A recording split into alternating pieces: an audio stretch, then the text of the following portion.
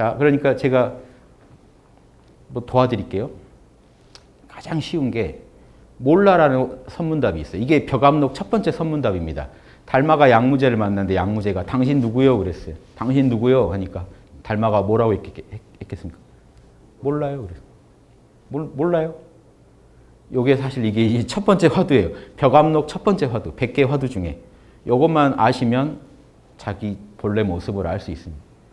여러분이 누군가 여러분한테 누굽니까 했을 때 몰라요 하고 한 생각도 안 일으킬 수 있나요? 순수한 모습을 드러내 보일 수 있나요? 스펙을 지금 떠들고 뭐라고 떠들고 자기를 포장하고 있으면 땡인 거예요. 땡. 그 쟁반 노래방 예전에 딱 쟁반이 떨어진다고 생각해 보세요. 한 생각 일어나면 땡이에요. 화두를 생각으로 찾으면 땡이에요. 그러니까 화두도 최상승선이 될 수 있어요. 화두를 딱 쥐는 순간 생각을 초월해 버리면 화두도 최상승선이죠. 그런데 화두에 집중하기를 바란다면 그거는 같은데 달라요. 맛이 달라져요. 화두에 얼마나 오래 집중했느냐 가지고 얘기하면 이미 시간성이 들어오고 거기서는 이제 노력이 들어가죠. 그럼 에고의 노력, 이 계산돼 버리면 최상승선이라고는 안 해요. 최상승선은 탁 할 말을 잃게 됩니다. 그래서 선문답들은 다 할 말을 잃어버리게 하는 거예요. 입을 딱 다물어 버리면 그대로 그 사람 내면에서는 참나가 드러나요. 찰나라도. 그래서 부처가 뭡니까 할 때 방금 참나 드러났습니다. 치는 이유가 이거예요. 불시에 때려야 되는데 다 보고 계시면 불시에 여러분 얘기하다가 스승이 책상을 빵 쳐버리면 잠깐 이렇게 돼요. 스탑. 이때 참나 상태예요. 한 생각 일어나. 근데 바로 한 생각 일어나요. 선생님 왜 그러세요? 그럼 선생님이 대화가 안 통했구나 하고 다시 또 기회를 봅니다. 그래서 탁 해서 딱 이거군요 하면 이제 끝나요. 선문답들은 다 이거군요 할 때요. 그 전에 많이 갈굼 당하셨을 거예요. 그러다가 이거군요 할 때 선문답이 기록됩니다. 그러니까 많은 분들이 쉽게 된 줄 아는데 그게 아니라 별짓 다 하다가 어떤 고봉선사 있죠. 자다가 목침 떨어져서 깨어나요. 자다가 목침이 탁 떨어지는데 그 소리에 하면 이거구나 해버리는 거예요. 이게 평소에 공부를 하셔야 돼요. 참선하다가 졸다가 누가 방문을 확 열면 견성해 버릴 수가 있습니다. 딱 그때 들어가요. 이 자리구나.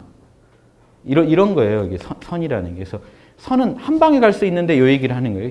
이게 그런데 재밌는 거는 그런 육조 해능이 그런 한 방에 가는 선 사상도 어디서 나왔을까요? 근원이 대승기신론. 대승기신론에서 정의 쌍수를 얘기해요. 그거를 육조 해능이 소화해서 펼친 겁니다. 그래서 용어를 거의 유사하게 써요. 실제로. 이 대승기신론은 골 때리는 책입니다. 교종의 경전이면서 교가의 경전이면서 선사상의 근원이 되면서 보살도의 핵심 원리인 육바라밀을 어느 경전보다 설명을 잘 해놨어요.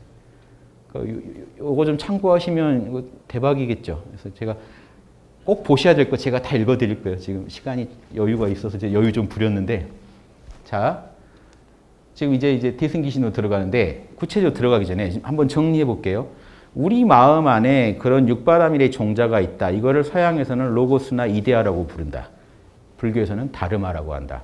유교에서는 천리라고 불러요. 천리. 하늘의 원리. 자, 이게 있는지 없는지는 여러분은 가설 단계입니다. 확인하신 거 아니죠? 그래서 아까 이게 있는지 없는지 모를 수 있다. 가능해요. 지금 모르세요. 지금 안다고 하시면 뻥이에요. 그렇죠? 일단 참나가 있을까요? 없을까요? 확인하셔야 돼요. 이건 여러분 확인의 영역입니다. 제가 지금 매뉴얼만 읽어드린 거예요. 직접 제품을 쓰시면서 매뉴얼대로 제품을 조작해 보시다가 이 기능이 진짜 내 마음 안에 이 기능이 있었네 하고 아셔야 돼요. 그건 확인은 여러분이 하셔야 되고 확인하는 방법을 제가 좀 도와드리려고 하는 거예요. 그리고 또 하나 그렇게 해서 실제로 보세요. 내 안에 참나가 있다는 게 첫 번째 확인이 돼야 됩니다. 이게 대승기신에서 일주보살 되는 비결이에요. 두 번째, 내 안에 육바라밀이 있다는 걸 확인하셔야 됩니다. 이게 확인이 되면 일지보살이에요. 그때부터 대승기신에서는 법신보살이라고 불러줍니다. 법을 갖췄다고. 일주보살은 견성에서 늘 깨어있고 정의 쌍수가 늘 흘러도 법신보살이라고는 안 불러요. 대승기신론에서 뭐라고 부르냐면 법신을 조금 봤다라고 해요. 육바라밀 중에 일부만 봤다는 거예요. 자, 이 입장을 존중해 주세요. 이 입장은 이 입장대로 이해해 주세요. 선가에서 한 방에 깨친다 이런 것도 그분들의 입장이 있는 거고 그분들 입장에선 데이슨기 신론의 입장은 이런 식으로 인간이 개발된다라고 설명하시는 거예요. 이게 화엄경하고 또 이제 이어지게 돼 있고 이 부분 들어가기 전에 제가 아까 실습 도와드린다 했죠. 자, 최상승선 몰라라는 이 화두를 가지고 한번 공부해 보실까요? 자, 눈 감으세요. 눈 떠도 상관없는데 자, 도움을 드리려고 눈 감으시고 자, 제가 한번 조금 유도해 볼게요. 이런 식으로 마음을 정리해 가보세요. 자, 지금 몇 시인지 모르겠습니다. 여기가 어딘지 모르겠습니다. 제 이름도 모르겠습니다. 제 스펙도 모르겠습니다. 이름이 생각이 나지 않습니다. 모를 뿐입니다. 하지만 존재합니다. 부족한 게 없습니다. 이름도 모르기 때문에 부족함이 없습니다. 결핍감도 없습니다. 하지만 만족합니다. 감사합니다. 오직 존재할 뿐입니다. 괜찮습니다. 부족한 게 없기 때문에 괜찮습니다. 나라는 존재감에만 집중해 보세요. 자신이 존재한다는 데만 가볍게 집중해 보시고 어떤 잡념이 일어나도 모른다고 해버리세요. 모르겠다. 잡념과 싸우지 마시고 모른다고 하세요. 너는 너대로 알아서 놀아라. 난 널 모르겠다. 모르쇠로 일관하세요. 오직 모를 뿐입니다. 어떤 분별에도 빠지지 않겠습니다. 모를 뿐입니다. 존재할 뿐입니다. 쉬세요. 어깨 힘 빼시고요. 미소 지으시고요. 과거는 지나가고 없습니다. 미래는 오지 않아서 없고요. 오직 지금 이 순간 존재할 뿐입니다.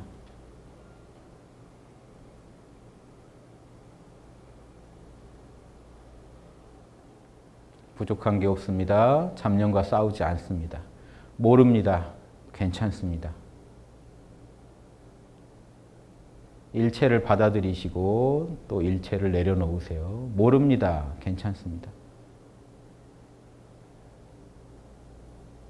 오직 지금 이 순간 존재할 뿐입니다. 현존할 뿐입니다. 이름도 모릅니다. 시간도 장소도 모르겠습니다. 어깨 힘 빼시고요.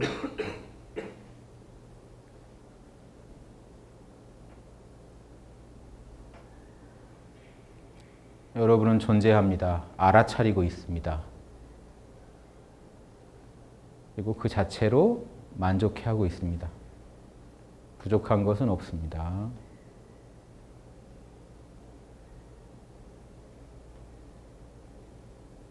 미소 지으시고요.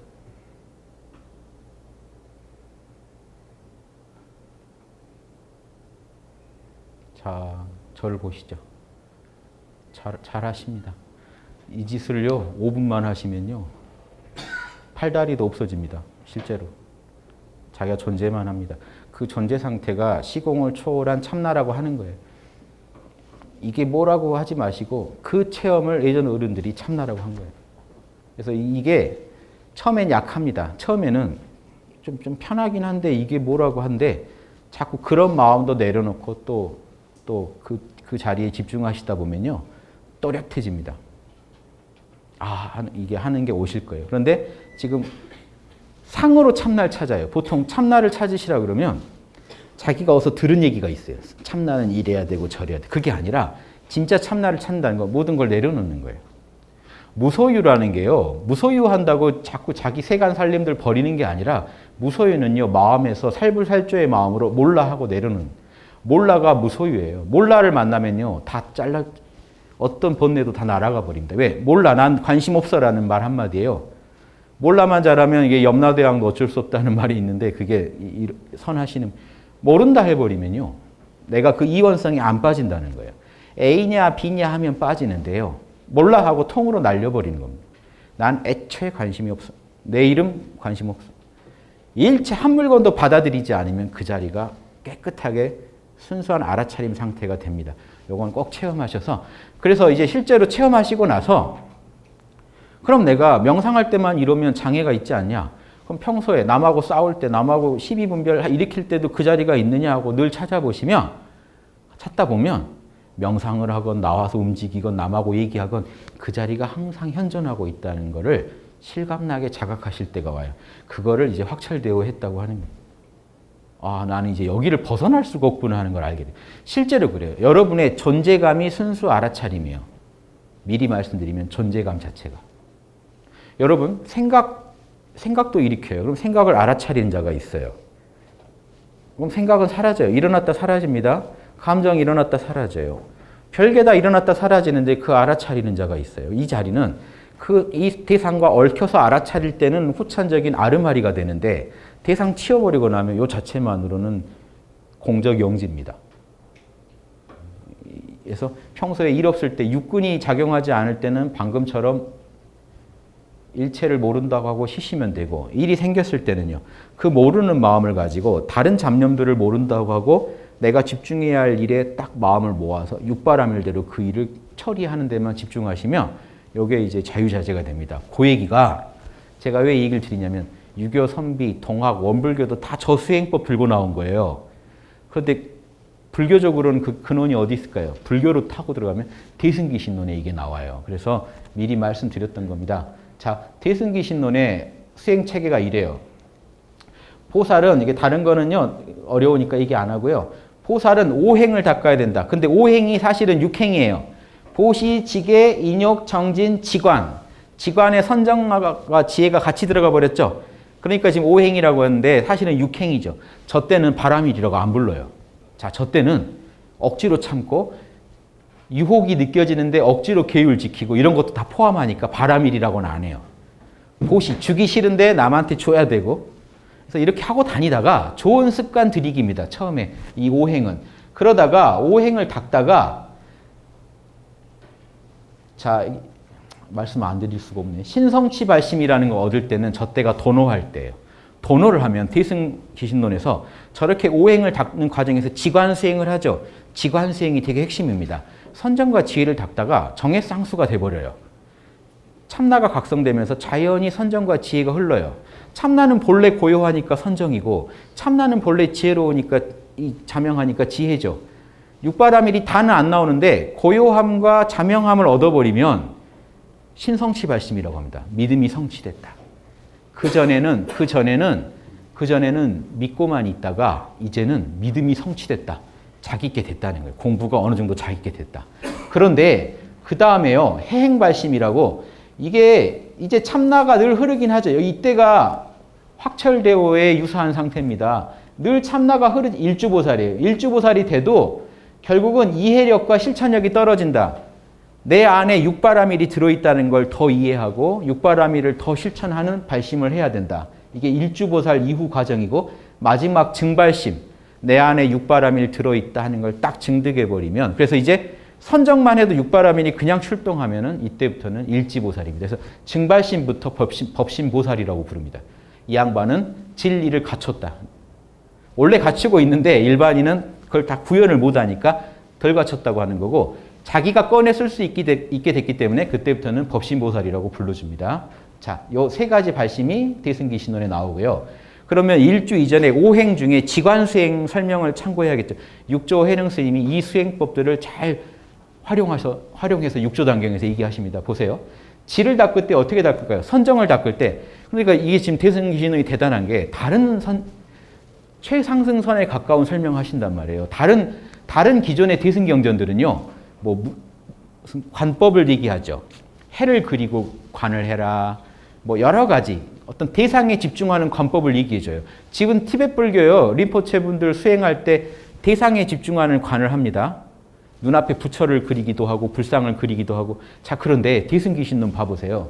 만약에 선정을 닦으려고 한다면 고요한 곳에 머무르면, 그리고 호흡에도 집중 많이 하죠. 초기 불교 하는 분들은 호흡관을 하죠. 그런데 고요한 곳에 앉아서 생각을 바르게 하고, 호흡에도 의지하지 말고, 형체나 색깔에도 의지하지 말고, 허공에도 의지하지 말고, 공관이죠. 공관도 하지 말고, 지수화풍도 보지 말고, 보고 듣고 깨달아 아는 것에도 의지하지 말고, 일체를 모두 내려놓고 몰라 해버리라는. 일체를 내려놓고 내려놓았던 생각마저 몰라 해버려라. 대승기신론에서 이 선의 진수를 얘기합니다. 다 날려버리라는 거예요. 그리고 일체의 법이 본래 형상이 없어서 순간순간 생겨나거나 사라지지 않기 때문에 일체가 참나의 작용일 뿐이기 때문에 마음법이 생겨나거나 사라지는 게 아니라는 거예요. 지금 여러분 저를 보시면 제가 지금 나타났다 사라졌다 할 수 있죠. 그런데 이것마저도 여러분 마음작용이기 때문에 애초에 생겨난 게 아니라는 거예요. 일체가 내 참나의 작용이구나 해버리면 앞으로 수많은 윤회를 하셔도 여러분은 그냥 여러분 마음일 뿐이지 일어나고 사라짐도 없다. 여기까지 지혜를 확장해가지고 깨어있으면 그래서 마음을 따라 밖으로 경계를 분별하지 말 것이며 뒤에 마음으로 분별하지 않는 마음 내가 분별하지 않는다는 마음까지 다 내려놓고 깨끗하게 순수한 상태로 돌아가 봐라 이 얘기를 합니다. 이게 무념이에요. 육조현행이 이걸 가져다 무념이라고 쓰는 겁니다. 죄송합니다. 버튼이. 예. 그래서 마음이 이리저리 치달리거든 곧장 거두어들여서 바른 알아차림. 일체가 본래 마음일 뿐이야 하고 딱 바로 잡으면 바른 알아차림이란 오직 마음뿐 지금 눈에 보이는 이 모든 것들이 그냥 내 참나의 작용일 뿐 하고 통으로 껴안고 일체를 내려놔 버리고 계시라는 거예요. 그러면 아까 몰라 하신 거랑 똑같은 거예요. 말만 다르지. 바깥 경계가 없음을 알아차린다. 즉 다 지금 눈앞에 보이는 모든 게 내 마음이다라고 통으로 받아들여 버리라는 거예요. 그리고 순수한 자기 마음의 본질과 만나라. 그러면 다시 이 마음을 일으키더라도 이제 형상이 없을 것이다. 즉 그러고 나서 또 이제 마음을 일으켜서 작용을 일으켜야겠죠. 작용이 없을 수는 없죠. 작용을 일으키더라도 일체 법이 공한 줄 알고 일으키면 결국 공의 작용일 뿐이니까 형상에 끄달리지 않게 될 것이다. 이 정도 선정을 하라고 하는 거예요. 이 선정법은 지금 여러분 이거는 최상승선입니다.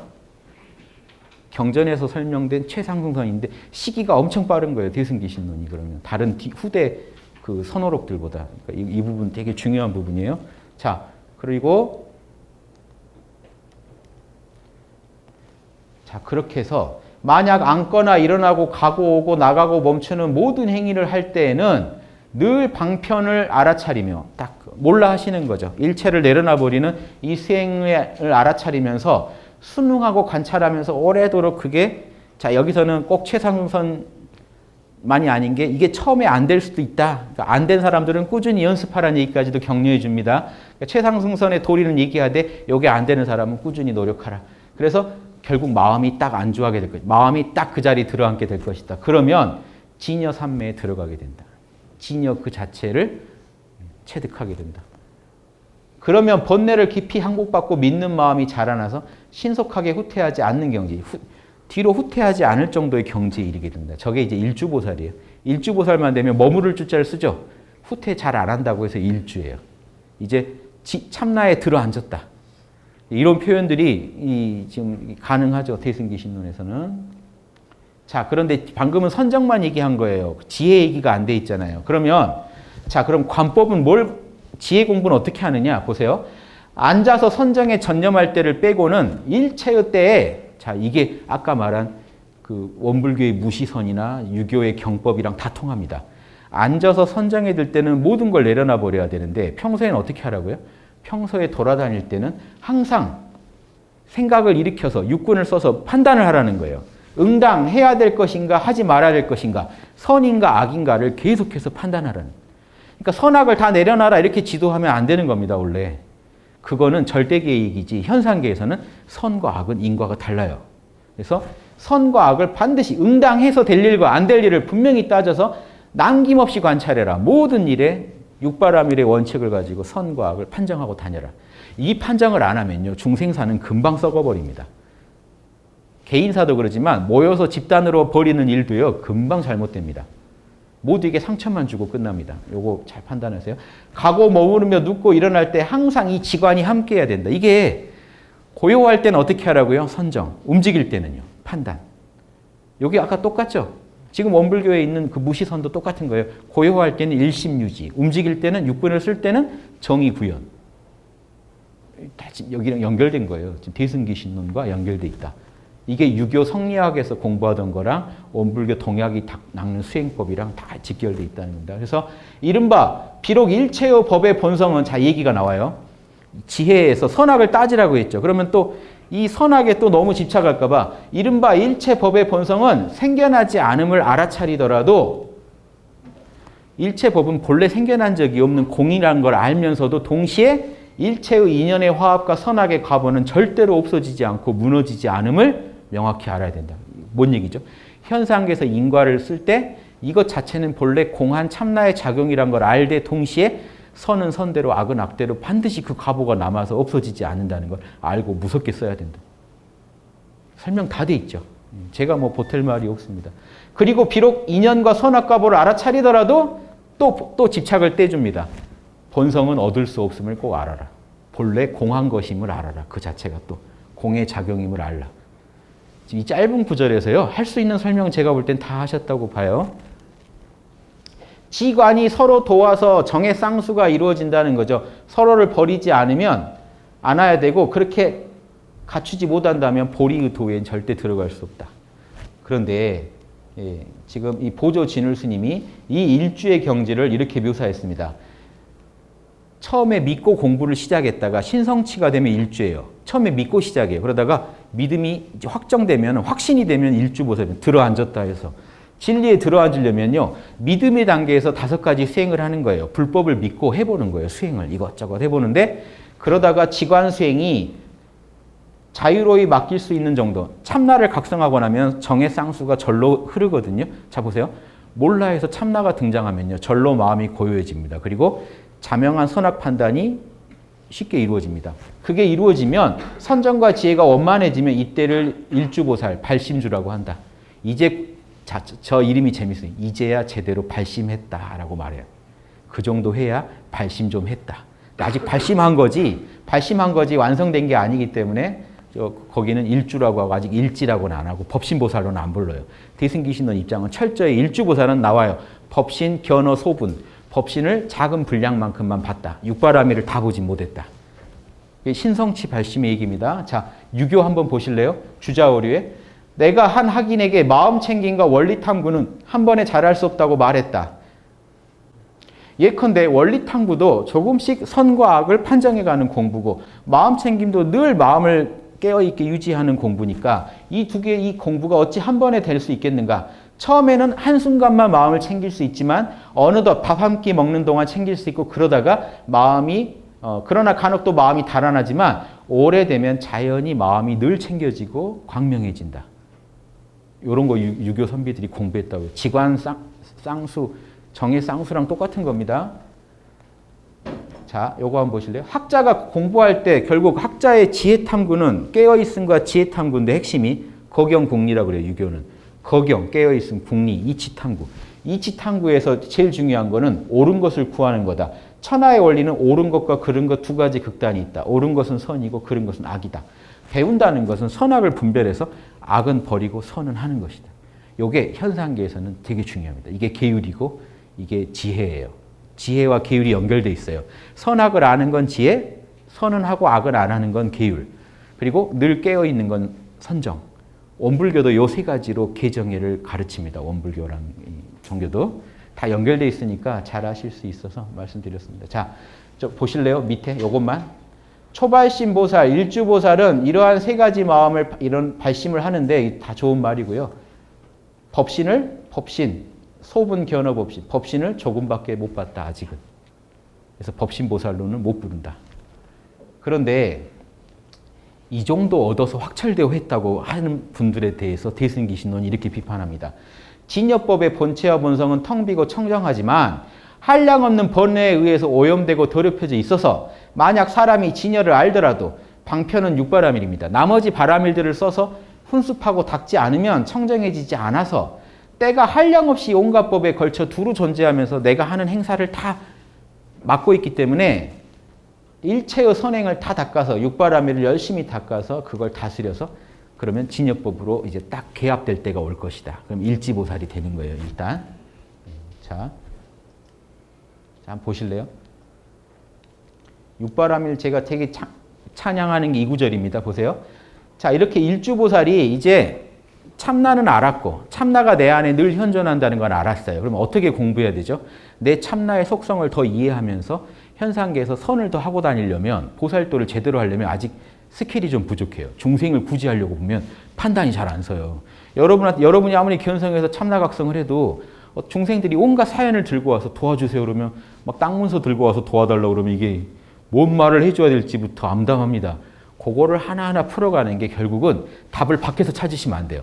그래서 법을 더 공부해야지, 뭘 더 알아야지, 세상 물정을 다 알아야지. 그거는 보조적인 거고 정보를 아무리 얻어도 그 정보를 꿰는 법은 육바라밀, 양심에서 구해야 됩니다. 그래서 여러분 참마음 일심에서 양심에서 답을 구하는 법을 이 보살은 이제 본격적으로 공부해요. 보세요. 이 보살은 처음에 바르게 믿은 이래로, 일주보살이 된 이래로 무한한 겁을, 엄청난 무서운 수죠. 무량 겁을 앞으로 닦아가야 된다. 어떻게? 진여법에 대해서 깊은 이해를 닦으면서 닦는 게 형상을 떠나 있다. 이제부터는 바라밀이라는 거예요.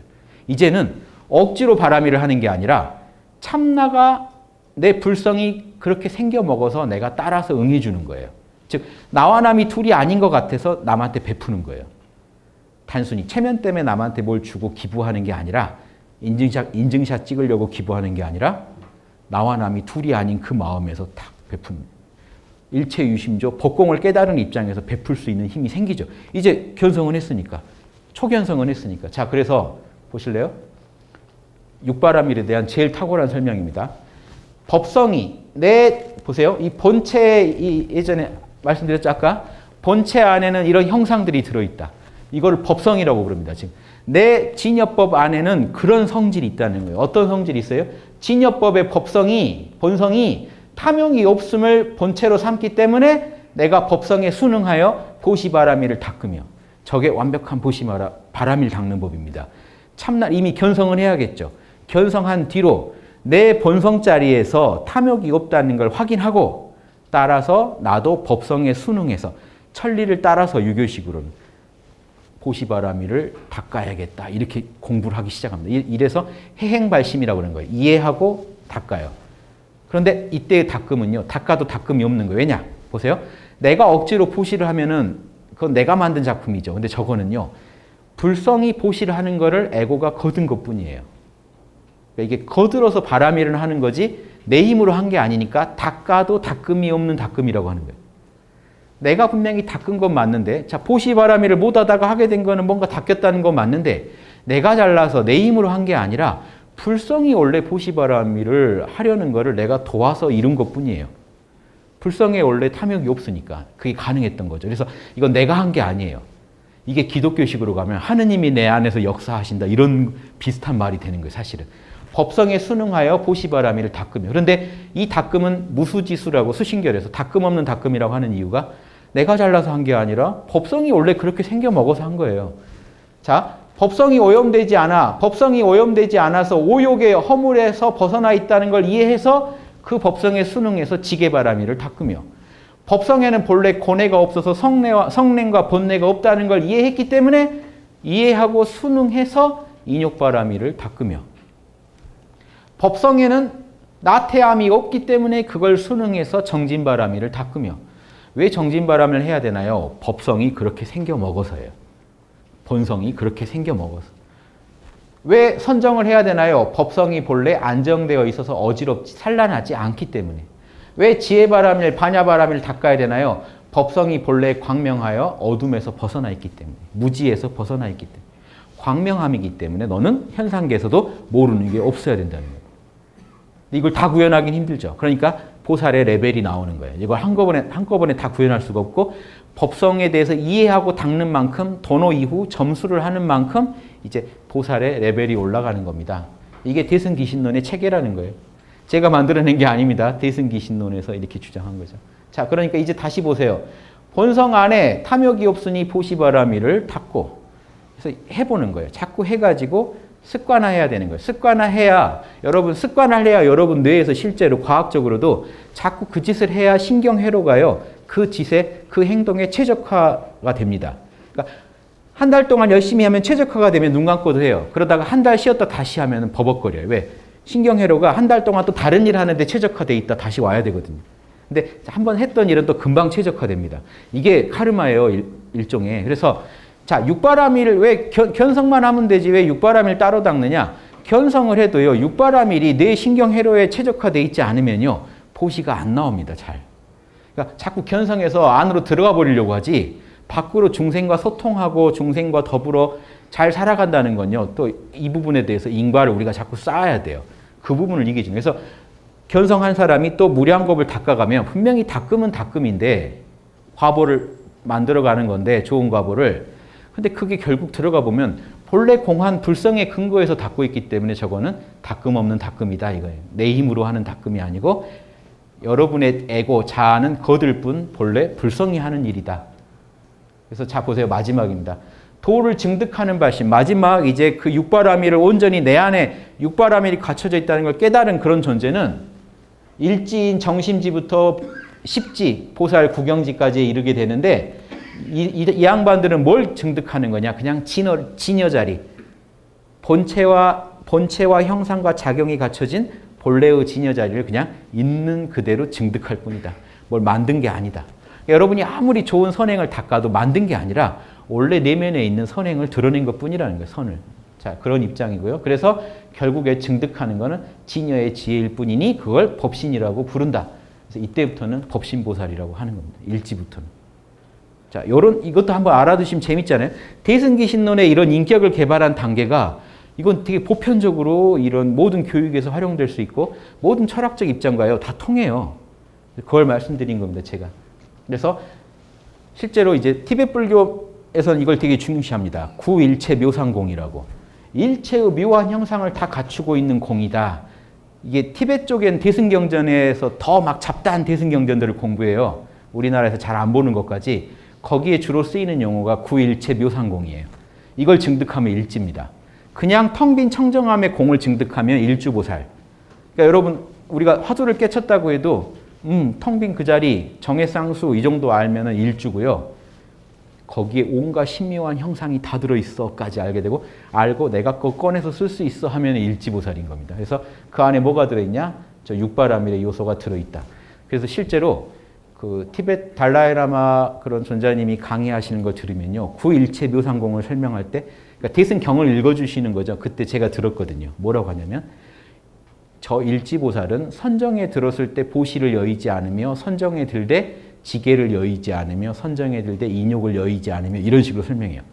일체 육바라밀 하나도 버리지 않은 공을 증득한다 이렇게 설명해요. 좀 개념적으로 이해되시죠? 대승기신론 체계가 이렇게 구성되어 있습니다. 요거는 이제 유교 얘기인데 요 얘기만 하고 끝낼까요? 아니, 요거는 됐고 대승기신론에서 아무튼 이야기를 끝내겠습니다. 그래서 뭐 이제 대충 제가 대승기신론 한 권의 아주 핵심 써머리는 지금 다 들으신 거예요. 제일 요점만 들으신 거예요. 나머지는 저거를 이제 중원부원 풀어가는 겁니다. 저 뼈대를 잡고 대승기신론 보시면요, 다 보여요. 이제 뭘 얘기를 하고 있는지. 그래서 실제 대승기신론은 이제 1지부터 7지, 8지, 9지, 10지까지 올라가는 과정도 또 설명합니다. 그래서 결국 저 체계 안에 그 한 인격이 어떻게 변화할 수 있는가. 저는 종교를 떠나서 보는 거예요. 아주 탐진치에 빠져있는 어리석은 중생이 저 6가지 수행을 통해서 참나를 깨치고 원만한 인격자가 돼가는 과정 아닙니까? 그리고 이제 나중에 아레아식 정화까지 나오거든요. 대승기신론은. 즉 7지, 8지 이상이 되려면요. 아레아식까지 정화해야 됩니다. 그러면 이게 저 깊은 무의식까지 정화해 가면서 원만한 인격자가 되는 과정을 설명해요. 이런 부분에 있어서 대승기신론은 더 주목받고 연구되고 실천적으로 검증돼야 되지 않나 이런 생각을 말씀드립니다. 그래서 화두선 하셔서 한 방에 깨치는 것도 좋지만 나중에 꼭 깨치시더라도 대승기신론을 가지고 한번 검증해 보시면 아, 내 깨달음이 대승기신론 중에서 어디쯤에 해당되는구나. 두 개가 다른 입장에 설명하지만 체험적 입장에서는 분명히 만날 겁니다. 그래서 그걸 잘 활용하시면 뭐 이렇게 선이야 뭐 또 많이 배우셨을 테니까 경전 중에 대승기신론을 가지고 한번 본인의 깨달음 그리고 본인의 인격 수준, 실천력, 선정력 이런 걸 하나씩 지혜 수준 점검해 가시면 원만한 보살이 되시는 데 도움이 될 거라고 봅니다. 대승을 처음 설명할 때 뭐라고 했죠? 대승기신론이? 그 말에 다 들어있어요. 위대한 한마음. 그 한마음은 본체는 텅 비어 공하되 육바라밀의 신묘한 형상이 다 들어있고 열애의 공덕이 들어있고 펼치면 선한 인가가 작용으로 나온다. 그 위대한 한마음을 타고 가세 이거예요. 대승은. 전혀 다른, 대승하고도 또 달라요. 다른 대승경전하고도 또 달라요. 지금 대승풀이가 완전히 파격적이에요. 이거는. 다른 대승은 중생을 많이 구제한다고 해서 대승이었잖아요. 이거는 위대한 한마음을 타고 가세요. 그러니까 위대한 한마음이 지금 이 순간 현존하니까 지금 여기가 그대로 열반이고 극락이고 여기서 보살도를 펴세요. 조금이라도 미래를 꿈꾸고 더 나은 걸 꿈꾸지 말고 다른 정토, 다른 열반을 꿈꾸지 말고 여기가 열반이고 여기가 정토니 여기서 부지런히 육바라밀을 펼치세요 하는 거죠. 되게 이건 좀 초기불교 입장에서 이해가 안 되는 입장이죠. 이거는 초기불교 입장에서는요, 좀 이단의 소리예요, 사실은. 그래서 제가 이걸 있는 그대로 이해해 보시라는 거예요. 스펙트럼이 넓으니까. 초기불교만 불교다라고 이해하시는 분 입장에서는 뭐 배격하셔도 좋고요. 배격하더라도 이런 입장이다라는 걸 제가 알려드리는 거예요. 아, 저러니까 너무 다르군. 그렇게 판단하셔도 좋고 어떤 판단도 좋은데 이해를 못 하시고 우리가 배격하는 건 안타깝잖아요. 팩트 그대로 알고 한번 판단해 보자는 거죠. 그래서 대승 기신론이라는 건 대승의 극치에 이런 사상도 있다. 그래서 이게 워낙 파격적이어서 이거 위경이라고 봤어요. 산스크리트 원전이 발견이 안 됐어요. 그래서 위경이라고 중국에서 만든 걸 것이라고 공격해 왔는데 실제로 보면 위경이라고 할 수가 없는 게요. 구역, 신역 두 개가 존재하는데요. 구역, 신역을 맞춰보면요. 둘이 번역이 좀 다른데 충돌시키면 원전이 보여요. 산스크리트 원전이 이랬기 때문에 서로 번역을 이렇게 잘못했구나. 서로 번역이 잘못돼 있어요. 이걸 보면 원전이 없다고 말할 수가 없어요. 그래서 현재 원전은 발견되지 않지만 지금은 학술적으로 인도 거라고 분명히 봅니다. 왜냐하면 신역, 구역 두 가지가 있는데 번역본 두 개를 충돌시키면 원전이 보인다는 거는 이건 원전이 따로 있다는 얘기거든요. 그래서 대승기신론이 탁월한 게 이 설명까지 해줍니다. 6식이 정화되면 일지보살, 7식이 정화되면 칠지보살, 8식이 정화되면 이제 마지막 불지, 10지 넘어가면서 아레아식이 깨끗이 정화되면서 중생성이 다 사라지면서 불지로 이 내용이 다 설명되어 있습니다. 대승기신. 제가 오늘 대승기신론 광고하러 온 것 같은데 하여튼 이렇게 경전 하나를 이해하시고 실천적으로 잘 활용하신다는 거 되게 중요합니다. 그래서 여러분이 또 여러분 입장에 따라 버릴 거 버리고 취할 것만 취하세요. 근데 제가 아까 말씀드렸지만 초기 불교랑 대승 불교를 섞으면 되게 곤란해집니다. 이게 너무 다른 사유 구조를 가지고 있어요. 그래서 심지어 지금 초기 불교 공부하는 분들이 이렇게 비판하는 거 전 다 이해해요. 저거 마구니 소리다라고까지 합니다. 초기 불교만 하시는 분들은 요거 마구니 소리. 왜냐? 전혀 다른 얘기를 하고 있거든요. 현상계를 버려야 되는데 현상계를 껴안아 버렸잖아요. 지금 이런 것부터 지금 초기 불교 분들한테는 이해가 안 돼요.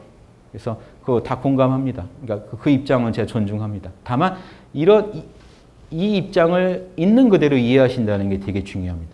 아까 유교, 불교 제가 이웃 종교와의 어떤 회통도 따로 제가 좀 추가로 해드린 거지만 그거 다 빼고 보셔도 내용 똑같습니다. 선악이 현상계에서 상대적이다라고 말하면 인과법이 무너져요. 인과법이라는 거는 선인 낙과 악인 고가입니다. 그 공식은 그러니까 우리가 애매한 게 인간이 연구해야 되는 게 이거예요. 이게 즐거움의 과보를 낳을까 고통의 과보를 낳을까 판단한다는 거 결국 선악 판단이죠. 그래서 이 얘기가 왜 중요하냐면요. 많은 분들이 이 부분을 희석시켜요. 그런데 화엄경 일지보살 조목을 읽어보세요. 화엄경 일지보살이 뭘 잘하느냐.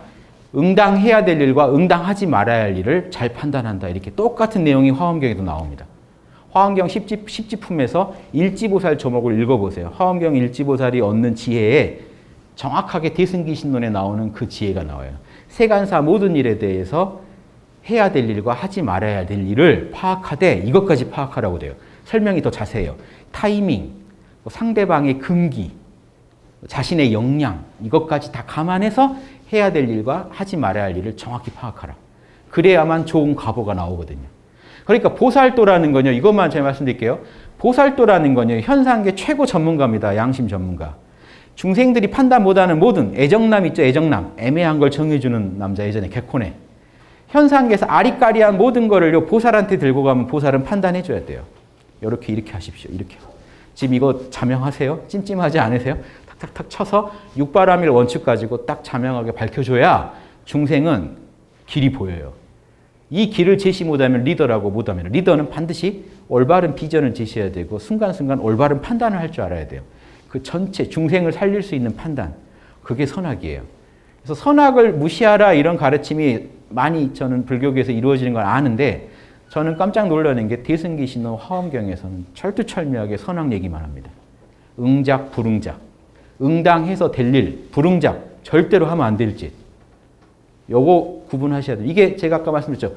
법구경에 그 근원이 있습니다. 석가모니께서 침묵할 줄 안다고 성자가 아니라 선악을 저울로 잘 잴 수 있어야 성자니라. 요 구절이 있어요. 법구경에. 그래서 다만 초기 불교의 선악하고 이제 좀 더 복잡해지는 거죠. 왜냐하면 이제 대승은 중생의 모든 일에 관여를 하려고 하니까 이게 뭐 정치, 경제, 사회, 문화 모든 데서 사실은 선악 판단할 수 있는 힘이 있어야 됩니다. 저는 그래서 그런 부분에서 이 보살도라는 거는 중생 모두가 화엄경에 나오듯이 모든 중생이 여러분은 이제 아주 본업으로 하시는 거고 다른 분들은 각자 자기 업을 가지고 거기서 보살도를 해야 되는 거고 그래서 이 우주가 이 보살로 우글거릴 때 자, 화엄 세계만 풀어드리면 중생이 양심의 꽃을 피우는 겁니다. 6장 꽃잎을 갖고 있어요. 육바람이에요. 중생 한 분 한 분이 자기 역량과 꽃을 피워서 그 꽃으로 우주를 장엄하게 장식하는 게 화엄세계입니다. 그러니까 결국 온 우주 중생이 보살로 꽃 피우라 하는 그 경전이거든요. 그 꽃 피우는 단계가 있다. 1지부터 10지까지. 그게 화엄 그 세계고 그렇게 1지부터 10지까지 닦아가는 그러면서도 이미 공이니까 화엄 삼매라고 하는 겁니다. 이미 삼매인데 그 안에 또 레벨이 있다. 현상계도 긍정하면서 절대계도 긍정하는 철학. 이게 초기 불교랑은 분명히 다른 입장이에요. 그래서 그 부분은 감안하시고 선택은 이제 여러분의 몫이고 저는 소개해드리는 걸로 만족하겠습니다. 그리고 이런 철학은 다른 종교랑 얼마든지 회통될 수 있는 부분이다. 근데 초기 불교식으로는 다른 종교랑 회통 안 됩니다. 꼭 회통이 돼야 된다는 게 아니라 다릅니다. 워낙 다른 철학이죠. 초기 불교는. 그냥 열반에 들자는 거죠. 근데 지금 다른 입장들하고는 분명히 달라요. 그래서 그런 입장들은 근데 불교 경전 중에 대승기 신론하고 통한다는 거, 이거 재밌는 얘기 아닙니까? 그래서 그런 입장에서 공부하시는데 도움이 됐으면 하는 마음으로 소개해드렸습니다. 예, 긴 시간 경청해 주셔서 감사합니다.